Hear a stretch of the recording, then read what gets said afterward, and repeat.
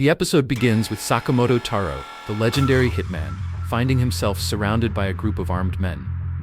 Without hesitation, Sakamoto skillfully deflects their gunfire with a rod and methodically takes them down with precision.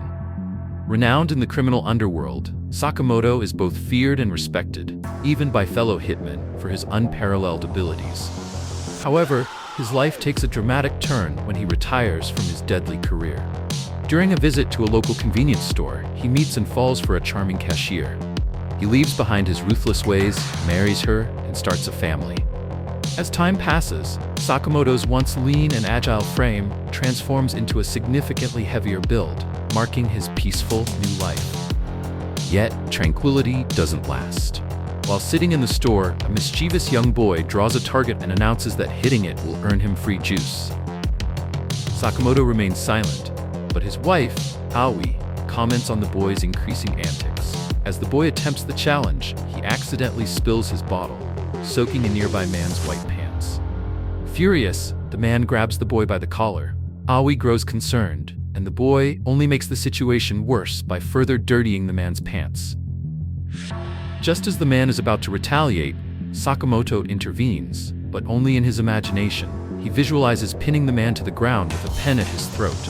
In reality, however, he does nothing, and the man leaves, muttering angrily under his breath.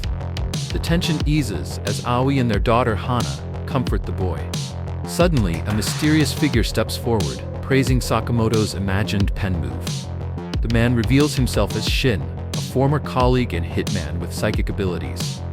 Shin is shocked to see how drastically Sakamoto's life has changed, running a humble store and living a peaceful existence. Shin urges Sakamoto to return to his old life, but Sakamoto firmly refuses, wanting no part of his violent past.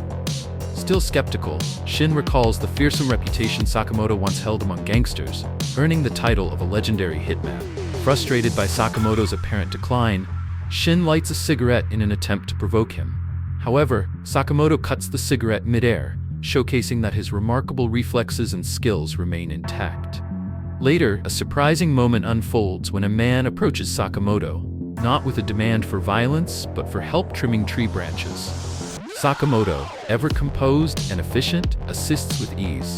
The episode reveals a gentler side of him, as he's shown feeding a young girl healthy vegetables, underscoring his dedication to his new caring lifestyle. He even mediates a dispute among children at the park by splitting a ball in half. Shin, an old acquaintance, finds Sakamoto's transformation from a lethal assassin to a simple handyman both baffling and infuriating. Disheartened, Shin laments that Sakamoto has lost his edge. Before leaving, he warns Sakamoto that he will return. As Shin walks away, he's suddenly struck in the head, not by an enemy, but by one of the playful children in the park. Later, Shin reflects on Sakamoto's weight gain and dramatically changed lifestyle. Despite the physical differences, Shin acknowledges that Sakamoto's aura of dominance and respect remains intact. His thoughts are interrupted by a call from his boss, who reminds Shin of his duty. If Sakamoto has broken a rule, he must be dealt with, and failure to act will bring severe consequences for Shin himself. Feeling trapped, Shin ends the call and spends the night mulling over his predicament. Recalling his past experiences with Sakamoto, Shin resolves to complete his task, knowing that if he doesn't, someone else will step in. The next day, Shin arrives at Sakamoto's convenience store and is greeted by Sakamoto's wife, Aoi. Preparing for the task ahead, Shin silently attaches a silencer to his gun and enters the store. Without hesitation, he fires at Sakamoto, but in an unexpected move, Sakamoto deflects the bullet with a candy he tosses into its path, leaving Shin stunned. Shin quickly tries again, only to find that Sakamoto has vanished. Now completely confused, Shin is bombarded by objects Sakamoto throws at him, making it impossible to track his movements. Shin is caught off guard when Sakamoto shoots another candy, this time like a bullet. Though Shin dodges it, Sakamoto seizes the opportunity, rushing behind him and landing a powerful kick that sends a nearby shelf toppling over. The scene shifts, showing Shin waking up to find Sakamoto's daughter, Hina, standing before him. This revelation shakes Shin, as he realizes that he's not only confronted Sakamoto, but his family as well. Still grappling with his emotions, Shin is invited to dinner by Sakamoto's family.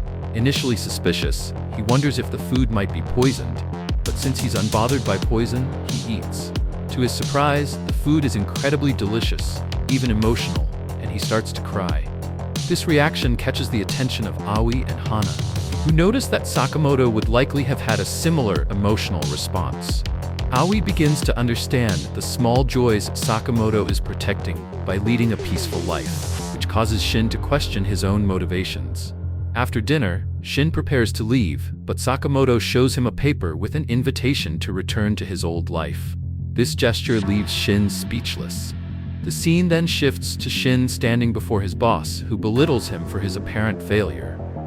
Unexpectedly, Shin kneels and pleads for his boss to spare Sakamoto's life, explaining that he now has a family. The room laughs at Shin's sincerity, but his boss remains unfazed. He insists that Shin is responsible for breaking the rules and, as a result, Sakamoto must be eliminated. Shin accepts the harsh reality and, with resolve, offers to die in Sakamoto's place, hoping to save him. Shocked by this offer, the boss sees an opportunity to eliminate both Shin and Sakamoto in one fell swoop and accepts the deal. However, Shin soon realizes that the boss plans to kill him after Sakamoto's death. Using his ability to read the boss's intentions, Shin reacts swiftly, drawing his gun on him. A gunfight ensues as gang members attack, adding to the chaos. Amid the firefight, Sakamoto, who has been listening, activates a hidden feature in the convenience store, triggering weapons to appear around him. He grabs a gun and prepares for battle. Meanwhile, Shin finds himself trapped and outnumbered, but using his clever tricks, he manages to take down some of the attackers. Eventually, he's out of bullets and is shot in the leg, unable to escape. Just as things seem dire, Sakamoto arrives, using a taser to neutralize the attackers. The gang members are stunned by his appearance and are no match for Sakamoto, who takes them out one by one using everyday items like a pencil and a pen. His extraordinary abilities are on full display as he deflects and catches bullets with chopsticks, making the fight scene reminiscent of high-energy action films.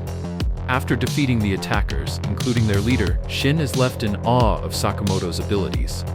He asks how Sakamoto knew about his plans, to which Sakamoto reveals that he anticipated everything, having planted a bug on Shin's gun while he was unconscious. Shin then confesses to his past actions, taking responsibility and deciding to leave town. To his surprise, Sakamoto offers him a job at the convenience store, with a pay rate and overtime benefits. Shin is left speechless by the offer. The following day, Shin starts working at the store. As time passes, Hana grows fond of him, and Shin begins adapting to his new role. One day, a child asks Shin about his old job. Before Shin can respond, he reads Sakamoto's thoughts, who warns him not to reveal too much. Shin, heeding the warning, tells the child that he was a cleaner, keeping his past life a secret. Episode 2 opens with Shin working at the convenience store, where he compliments Sakamoto on his impressive fighting skills from their previous encounter. Sakamoto's wife, Aoi, overhears and asks if he has returned to his hitman work. Sakamoto denies it, reassuring her that no one was seriously harmed in the altercation. However, Aoi sternly warns him that if he breaks his promises or their rules, she will divorce him.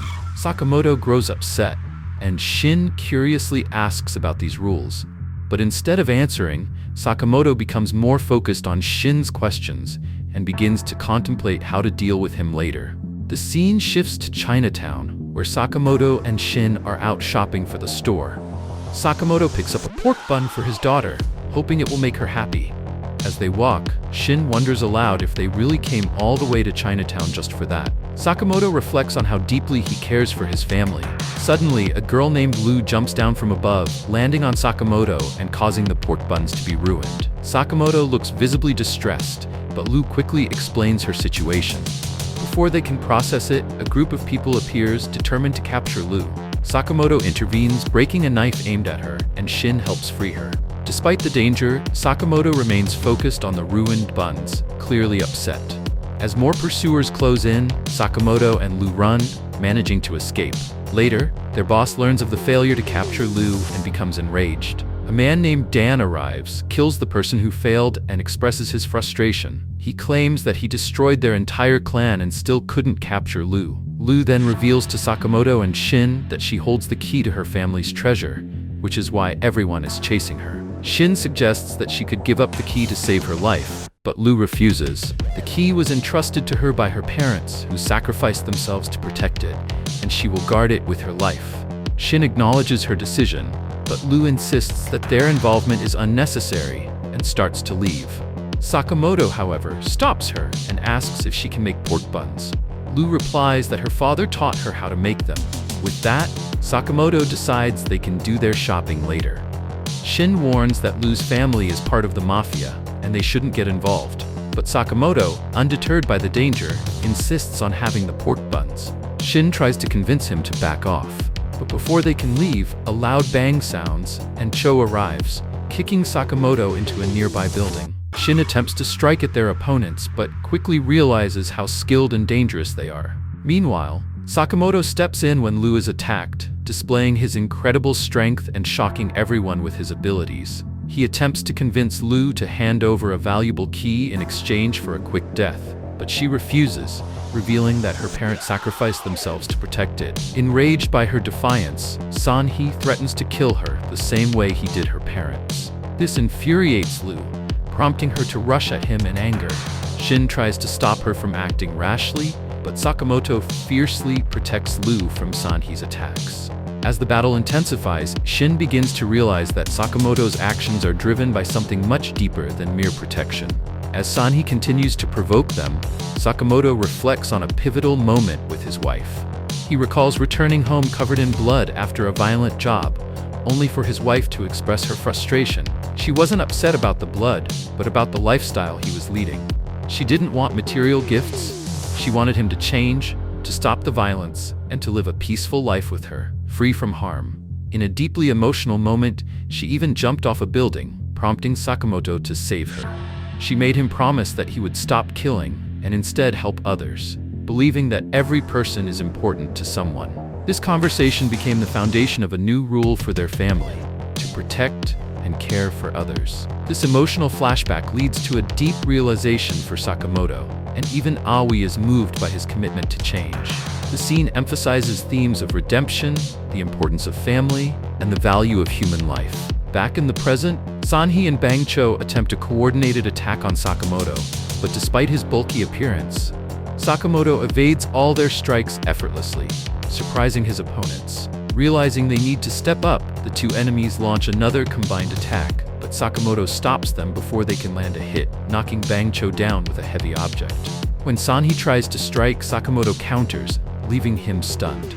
Sakamoto humorously comments that he needs bandages, referencing his unfamiliarity with handling such intense physical exertion. With no other options left, Sanhee attempts to target Lu, but Shin uses his ability to read minds and stops him in his tracks. In an unexpected move, Sakamoto picks up a fridge and smashes it over Sanhee, further demonstrating his strength. Lu, witnessing this, asks who Sakamoto and Shin really are. Sakamoto responds nonchalantly that they are just shopkeepers, though Lu remains doubtful.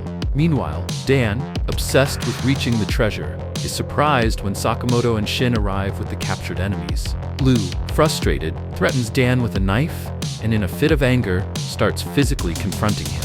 However, instead of killing him, Lu decides to spare Dan, recalling her father's advice that seeking revenge would only prevent her from truly living. She opens her family's treasure vault, revealing vast amounts of gold inside. They also find a book that details the L clan's tradition of storing valuable items for future generations. Curious about what her father left her, Lu discovers a heartfelt letter from him, expressing his hope to share a drink with her when she grows up. This emotional message moves Lu, and in gratitude for Sakamoto and Shin's help, she decides to share the treasure with them. Later, Sakamoto and Shin enjoy pork buns, which, despite their unappealing appearance, taste great. The scene shifts to Shin sitting in the shop when Sakamoto enters, complaining of a headache from drinking. Sakamoto asks for peace, and Shin brings him juice. To Shin's surprise, Lu enters wearing a shop uniform and explains that she has taken the job, as no one else would hire her. Later, Sakamoto reminds Shin to respect the family rules. Shin, having gained insight into these rules through his ability to read minds, acknowledges them. Sakamoto, now considering Shin as part of the family, emphasizes the importance of following these rules, warning him that any violation would have serious consequences. Shin, however, cleverly points out that Sakamoto's warning contradicts the very first rule. The episode then shifts to a secretive meeting where a group of individuals discusses Sakamoto, revealing that a bounty of 1 billion yen has been placed on his head. This sets the stage for further conflict, and the episode concludes with rising tension around Sakamoto's future. Episode 3 kicks off with Lou strolling into her shift at the convenience store, a casual 2 hours late. Shin, on the verge of a complete meltdown, scolds her like a volcano about to erupt. But Lou, like a Zen master in the middle of chaos, remains eerily calm, as if tardiness were some sort of ancient art form. While working, Shin notices a glaring mistake. Someone placed detergent in the juice section. His irritation spikes as he tells Lou to get her act together. Lou, ever the rebel, takes this as her cue to stack items in the most nonsensical way possible, as if she's conducting an experiment to test Shin's patience. Fed up, Shin demands to know if Lou has ever worked a job in her life. Lou nonchalantly replies that, yes, she worked for her dad, digging holes and burying barrels. This revelation only adds to Shin's exasperation, and he storms off to complain to Sakamoto, suggesting they fire Lou before she buries their entire inventory. Unexpectedly, Sakamoto, who typically speaks as much as a statue, tells Shin to quit criticizing Lou. He even goes a step further and asks Lou to apologize, leaving both Shin and Lou stunned. As if this wasn't shocking enough, Sakamoto continues to speak, like a lot. Shin, who's never seen Sakamoto string this many words together, is visibly flustered, as if the universe itself has flipped upside down. Then, Sakamoto drops a line that makes everyone freeze. "You're being so rude, I might have to kill you." Shin stares at him, trying to figure out if this is a joke or if he should start writing his will. Before anyone can recover from the awkwardness, a man who looks exactly like Sakamoto strolls into the store. Shin and Lou both gape at the newcomer, their faces practically screaming. "What is happening?" The original Sakamoto, as calm as ever, shrugs and says, "Well, this is unexpected. I appear to have a doppelganger."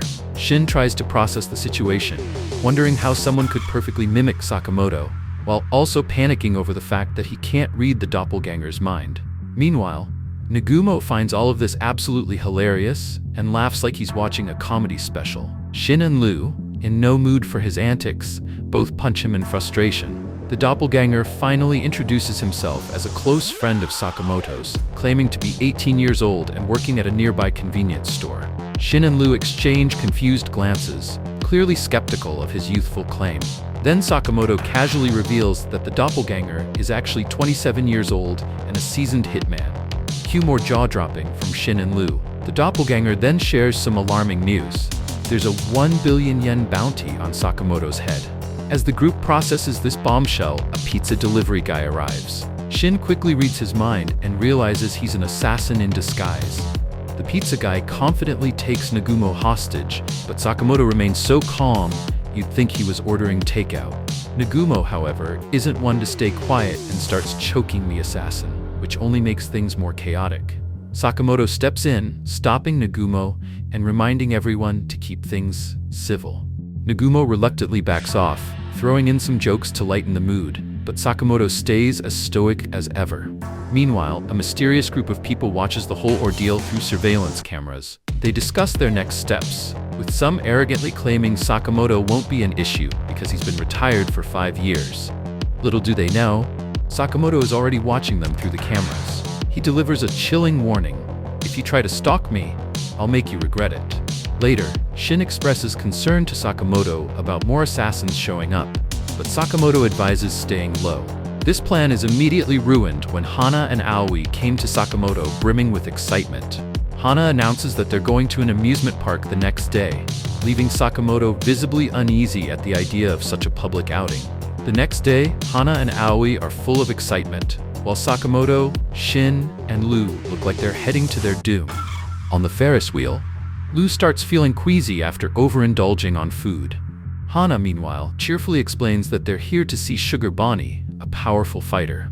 While Sakamoto's family enjoys the rides, Shin and Lou stay on edge, ready for trouble. Shin casually reveals that he can read the thoughts of people within a 30-meter radius. Lou, suddenly self-conscious, wonders if he's been snooping through her thoughts. Shin soon picks up on the location of an enemy and warns Sakamoto. They quickly identify the threat as a worker, and Sakamoto takes him out with surgical precision, making it look so effortless he doesn't even glance at his target. Shin explains that Sakamoto avoids hitting vital organs, ensuring the worker survives, but probably wishes he didn't. Meanwhile, another assassin watches from a distance, plotting how to outsmart Shin's mind-reading ability. His brilliant plan? Think absolutely nothing. On the roller coaster, Lu spots a suspicious man and comments on how shady he looks. Shin tries to stay neutral, but it's clear the man is up to something. Moments later, the man pulls a gun and fires at Sakamoto, who deflects the bullet with his bulletproof glasses. Yes, bulletproof glasses, because why not? Shin leaps out of his seat, landing on the attacker and knocking them both onto the tracks. The assassin calls Shin crazy, which, to be fair, isn't entirely wrong. Their fight intensifies, with the man slashing Shin and injecting him with poison. Despite his worsening condition, Shin remains calm and declares that Sakamoto doesn't fear death. His true fear is failing to protect his family. As the roller coaster loops back around, Shin grabs the attacker and hurls him onto the ride. The battle continues, with Shin narrowly dodging fatal strikes. In a bold move, Shin tackles the man off the ride, landing on a nearby stage where Sugar Bonnie is fighting an antagonist. Seizing the moment, Shin borrows Bonnie's costume and finishes off the assassin in dramatic fashion. At the end of the episode, Sakamoto advises the group to stay vigilant. Meanwhile, children in the audience cheer, believing they've just witnessed the most epic performance of their lives.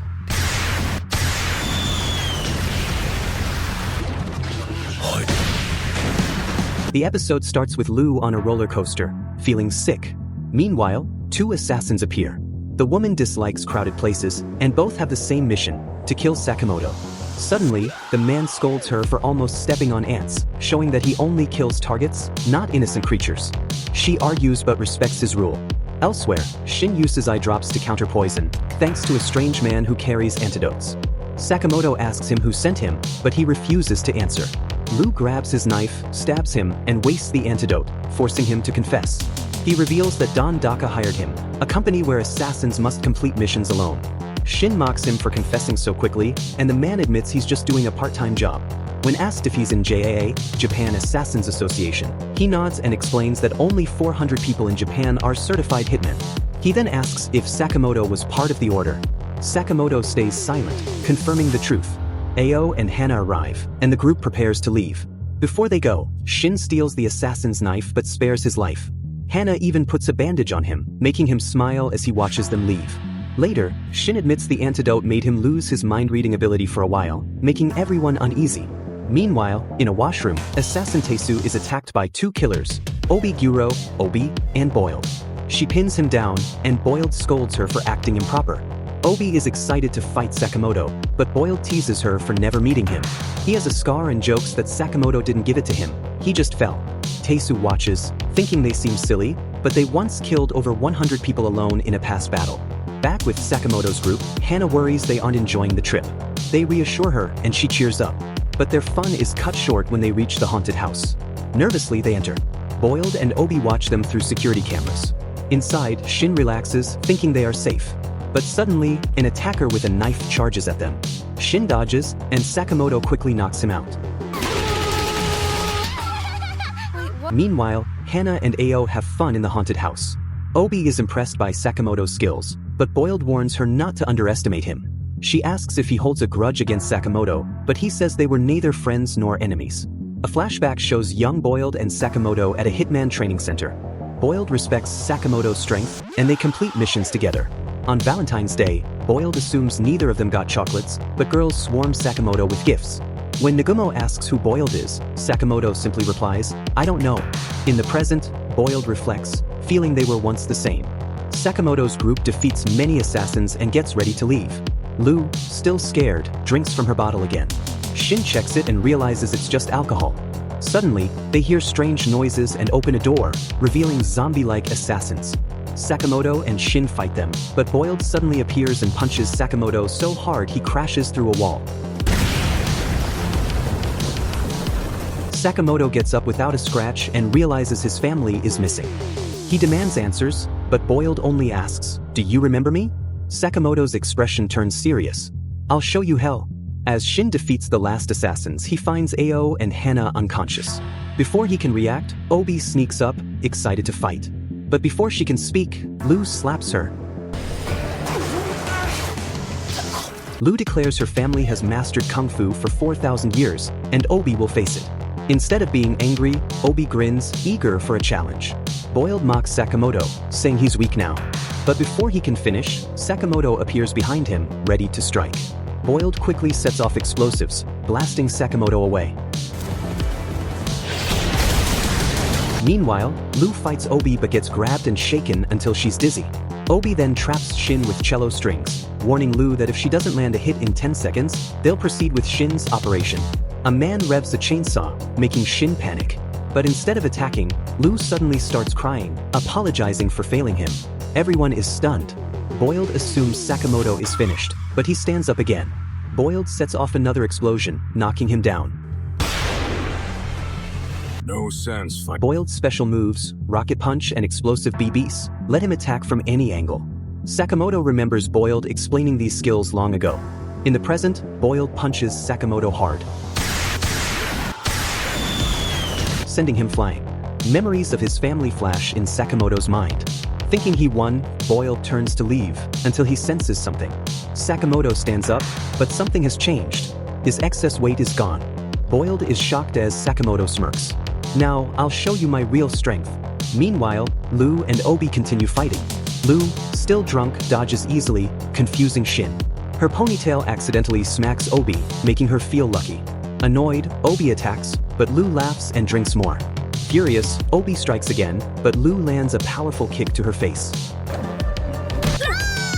Instead of anger, Obi is thrilled. Hit me more. This is fun. Lu admits she can't kill due to family rules. Obi mocks her, saying she only has 3 family members. This enrages Lu, who grabs Obi's leg for a big punch, but then suddenly stops. Her drunken state fades. Wait, where are we? She asks in confusion. The tension breaks, and Obi, amused, decides she wants to be Lu's friend, leaving Shin baffled. Back with Sakamoto, his slim new form stuns Boiled. But Boiled reminds him his family is still in danger. Sakamoto simply says, I trust them.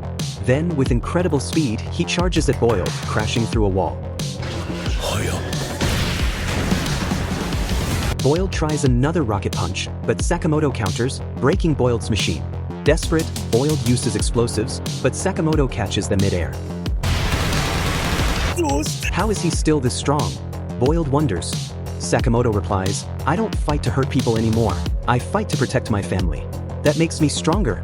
With one final blow, they crash into a Ferris wheel. Defeated, Boiled accepts his loss. Elsewhere, Aoi wakes up on a bench with Shin. Weren't we in the haunted house? She asks. Nervous, Shin mumbles. But we were just really tired. Noticing their torn clothes, she asks about Sakamoto. Shin panics and runs off to find him. Meanwhile, Sakamoto, now out of the Ferris wheel, is questioned by a woman. Wallet interrupts, saying, Lady, never ask how someone got hurt. When she asks about damages, he ignores her. Later, Sakamoto buys meat buns for his family and shares one with Bald. Never thought you'd become a family guy, Bald comments. Just then, Shin arrives, freaking out over Sakamoto's new slim look and snapping pictures like a fanboy. But the mood shifts when Bald brings up the bounty. They won't stop sending assassins after you. Before Sakamoto can respond, AI overhears everything. She's furious. Bald, caught in the drama, wonders, how did I get dragged into this? AI scolds Sakamoto, reminding him of Family Rule 6, no secrets. Finally, she suggests they all go watch the parade. As they enjoyed the event, Shin asked what their next move was. Sakamoto said they needed to find out who placed the bounty on him and make them remove it. That it wouldn't be easy since bounties were handled by the JAA, making it nearly impossible to track the client. With no leads, they left, still clueless about the JA's location. The next day, Sakamoto had gained weight again, frustrating Shin. They arrived at an old video rental shop, confusing Shin. Sakamoto explained that this place had all the information they needed, hidden in movies. They watched a film about Don Tankai, taking notes while Sakamoto dozed off and Lu got emotional. The cost? Nearly 1,000,000 yen, shocking Shin. When asked where he got the money, Sakamoto casually replied, old savings. As they were leaving, the cashier stopped Sakamoto, warning him that someone from his past was behind the bounty. But he refused to share more details, saying, the movie isn't out yet. Meanwhile, Nagumo was eating with a group when someone mentioned Sakamoto. Pretending not to know him, Nagumo annoyed one of the men, who attacked, but Nagumo easily blocked him. At the same time, another man stabbed a chef just for using neon in the food. Then, an elderly J member arrived. The 4 men there were part of the order, while 3 members were either missing or would never show up. The old man placed a photo on the table, revealing a mysterious assassin killing Hitman and leaving a bloody X at each crime scene. With over 100 hitmen dead, the order was assigned to stop this killer. Meanwhile, Sakamoto's team reached Don Tonkai's headquarters. They quickly took down 2 guards and went straight to the boss's office, fighting enemies along the way. But the upper floors were eerily quiet. When they entered the office, they were shocked. Nagumo was there, sitting among a pile of corpses. You caught me," he said. "I took out Don Tonkai's entire management." Then he smirked, "But I can't leave witnesses, so you all have to die." In a flash, he appeared behind Shin, pretending to stab him, only for the knife to be fake. Seeing their horrified faces, Nagumo laughed. Annoyed, Shin and Lu beat him up. After calming down, Nagumo revealed that Hitman had been getting killed for months, all marked with an X. Shin was shocked. How could one person kill so many assassins? Lu recalled a silver-haired guy mentioning the order and asked what it was. Nagumo explained that the order was an elite unit under the J, made up of the world's best killers. This worried Shin, as he had never heard of them before. Nagumo then warned Sakamoto about X. Shin and Lu brushed it off, saying they were no longer hitmen. But Nagumo pointed out that the killings started right after Sakamoto's bounty was announced. Elsewhere, a blood-covered man sat reading a book, an X drawn in front of him. "This X isn't right," he muttered. Meanwhile, at a store, a hitman openly made threats. AI, aware of the growing danger, worried about how many enemies were after them. Hannah, however, was busy bandaging wounded hitmen, who surprisingly accepted her kindness. Sakamoto thought about Nagumo's words. Though he hadn't lost his skill, the past 5 years had weakened him. "We don't know when or where the enemy will strike, so we need to get stronger," he declared. Inspired, Shin resumed training. Sakamoto took his daughter cycling, while Lu continued drinking her juice. Just then, a man walked in asking for juice. Acting on instinct, Lu smashed a bottle over his head, making AI panic, but he turned out to be an assassin. Elsewhere, another hitman grumbled about expenses. He planned to claim Sakamoto's billion-yen bounty, dreaming of luxury. Back at Sakamoto's shop, constant assassin attacks had left the place in ruins. "We should renovate," Sakamoto suggested.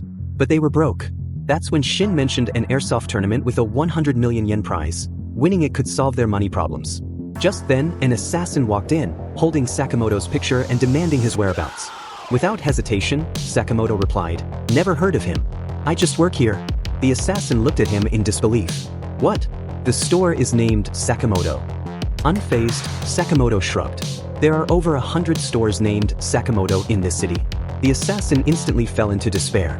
Shin thought to himself, "This has to be the dumbest assassin ever." Using his mind-reading power, he realized the assassin was broke and only took the job to buy sushi. The assassin then said an old lady sent him, claiming Taro Sakamoto was here. Shin laughed. "That name is super common. Millions of people have it." The assassin panicked. How could he find the right one? Worse, he was starving. Feeling bad, they gave him some food, which he accepted with tears in his eyes.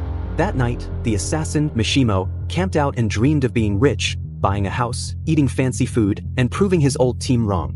But a strong wind blew away his tent, crushing his dreams. Just then, he saw a poster for an airsoft tournament with a big cash prize. This was his chance. The next day, Sakamoto and Shin went to sign up. Lu decided to watch instead. At the registration desk, they saw Mishimo crying. The tournament needed teams of 2, and he was alone. Spotting Shin, he grabbed his leg, begging to join. Signed, they agreed. The rules were simple: get hit once, and you're out. But the twist? The event was actually a trick to get people to clean up afterward. The match began, and a team rushed toward them. Before anyone could react, Mishimo took them all out. Shin was shocked he was actually good. But then another team attacked. Sakamoto dodged bullets and used enemy weapons against them. The crowd cheered. As they planned their next move, Sakamoto dreamed of using the prize money to buy ramen and protect his store.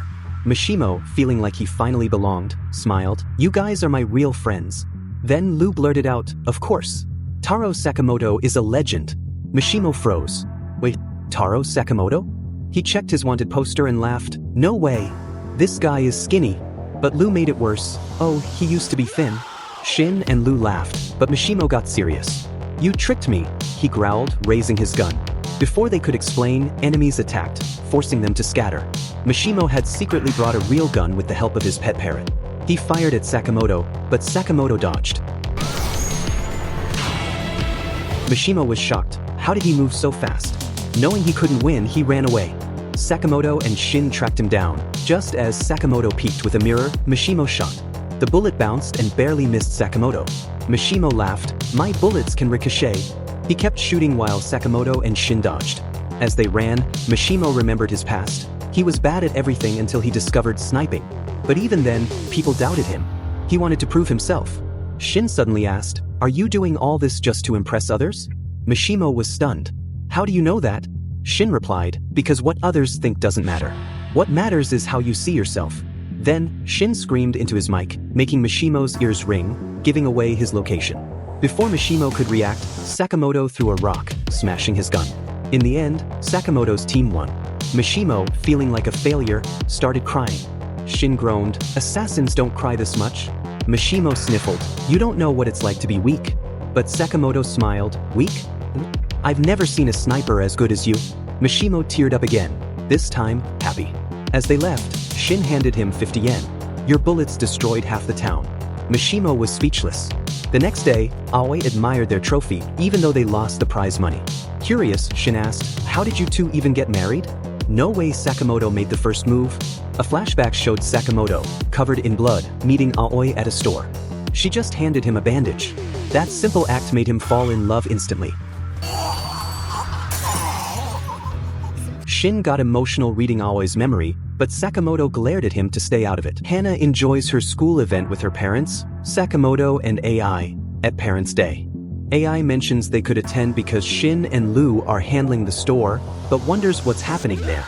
Sakamoto reassures her. At the store, Shin and Lu argue. Shin tells Lu not to wear her apron while cleaning so it doesn't get dirty, which frustrates Lu. She says he always interferes. Shin, hearing her thoughts, reminds her he's in charge while Sakamoto is away. Lu thinks he's being silly, and Shin calls her out on her thoughts. Lu scolds him for reading her mind. Hisu enters for some food, but the argument continues. Lu warns Shin that if he keeps reading her mind, she might leave. Feeling hurt, Shin walks away. Later, Shin feels upset, and Lu regrets her words when she sees how hurt he is. Meanwhile, a group arrives at the store and sees Lu's apron with Shin's name on it. They mistake her for Shin and take her. In the van, the group's leader talks about Shin's past with experiments that gave him psychic powers.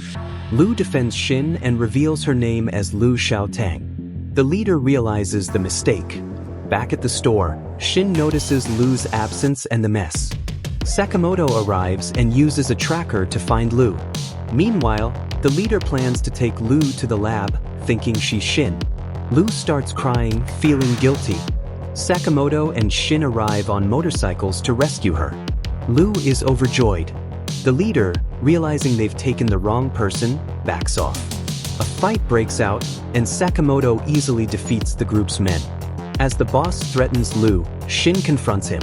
Seiba, an assassin, fights Shin and knocks him down but is avoided by Sakamoto. Seiba causes an explosion that destroys Sakamoto's bike. The leader believes they've escaped, but Seiba reflects on Sakamoto's strength. Later, Shin and Sakamoto talk, and Shin wonders why the lab would kidnap him. Sakamoto suggests investigating. They board a bus to the lab, and Shin says it's related to his past. At a museum, Sakamoto, thinking of Hana, wonders if they should bring her next time. Two girls ask for a photo, and though Shin refuses, he eventually agrees. They take a photo in dragon costumes. Shin thinks the costumes will hide their identities but mentions the lab is in the basement. Meanwhile, Lu, still being taken to the lab, feels something's off. They meet the boss. When he removes his mask, Lu is shocked to see stitches on his face. Seiba points out the mistake but says they can still bring Shin. The boss orders Lu to be taken for experiments and tells Seiba to find Shin. Meanwhile, Sakamoto and Shin approach the basement. Shin remembers the steps to enter, set the time to 8:20 and move the deer head. A hidden door opens, and Sakamoto is impressed by the setup. Shin tries a password, but it triggers a security system and a robot bear appears. Sakamoto defeats it, but another bear appears, and Shin handles it. Shin jokes about fighting bears, and Sakamoto says he's ready for anything. A moving dinosaur skeleton surprises Shin, but Sakamoto stays calm, thinking Hana would love it. They try to capture it, but Shin realizes the machine in its mouth controls it. Sakamoto uses a taser, but the dinosaur destroys their gun. Sakamoto punches the machine inside, breaking it, and disintegrates the dinosaur. Shin is amazed by his skill. Later, a scientist complains about pointless work. One of the group's members knocks him down, but Shin and Sakamoto stop him.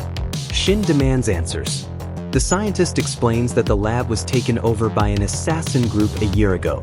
Kashima, wearing a deer mask, wanted to create weapons using people with special powers.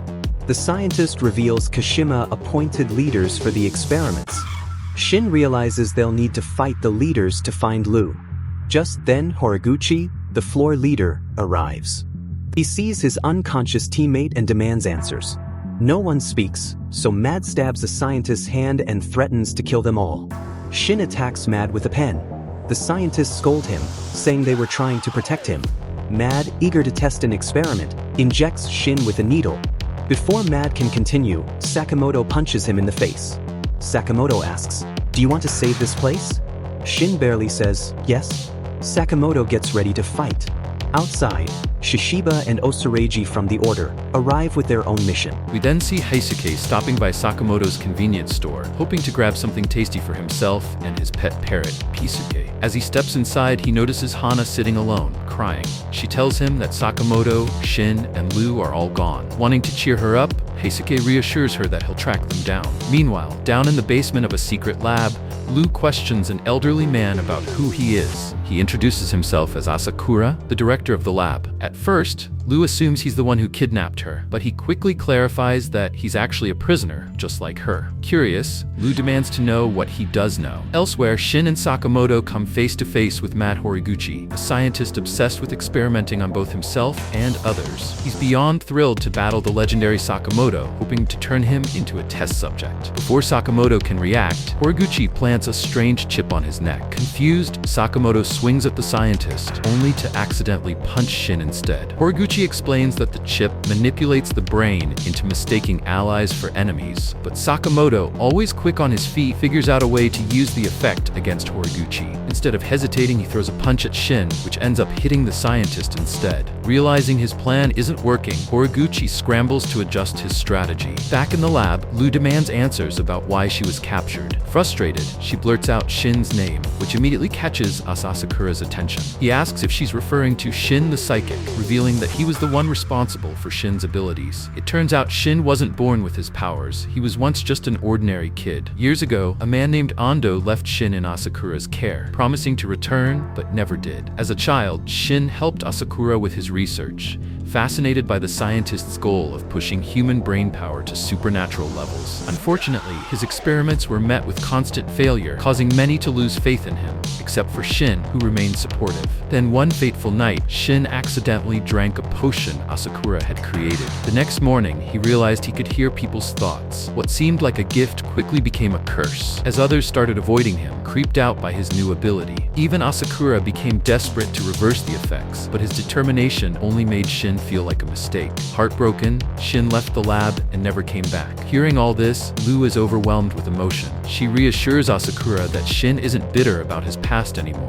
She tells him about Shin's life at Sakamoto's store and how he's learned to accept his powers. Asakura, relieved, finally smiles. Taking out a vial, he dissolves the prison lock, freeing them both. Lu wonders why he didn't use it earlier, and he admits that staying locked up kept him from being forced to help with more research. Before leaving, he asks Lu if Shin has grown taller, to which she playfully responds that he should see for himself. Meanwhile, Shin and Sakamoto are still battling Horiguchi, who has now tweaked his device to toggle the chip's effects at will. Every time Sakamoto tries to hit Horiguchi, the scientist switches it off, causing him to hit Shin instead. To make things worse, Horiguchi injects himself with a mix of chemicals that give him enhanced strength. However, Sakamoto and Shin work together. Sakamoto signals his moves to Shin, who relays them back. Their teamwork pays off, and a series of well-placed punches finally knocks Horiguchi out. After rescuing several trapped lab employees, Sakamoto and Shin make their way to the basement, but on their way down, Sakamoto falls into a hidden pit, leaving Shin alone. Elsewhere, in the basement, Kashima stands with his new allies, facing off against Shishiba and Osaragi from the Orders. Shishiba, noticing the pile of bodies around them, realizes they've stumbled upon someone important. He wants to extract information about Slur from Kashima, but Kashima refuses. Instead, his allies attack. Despite their reputation, Osaragi takes them down effortlessly with a single swing. Kashima finally joins the fight, showing off his bizarre ability. His pale, stitched-up body can detach limbs to reveal hidden weapons. He manages to land a hit on Shishiba, proving he's no ordinary fighter. Just then, Sakamoto crashes down from above, landing right on top of Kashima. Spotting Shishiba, Sakamoto is introduced to Osaragi, who immediately takes a liking to him, calling him a teddy bear.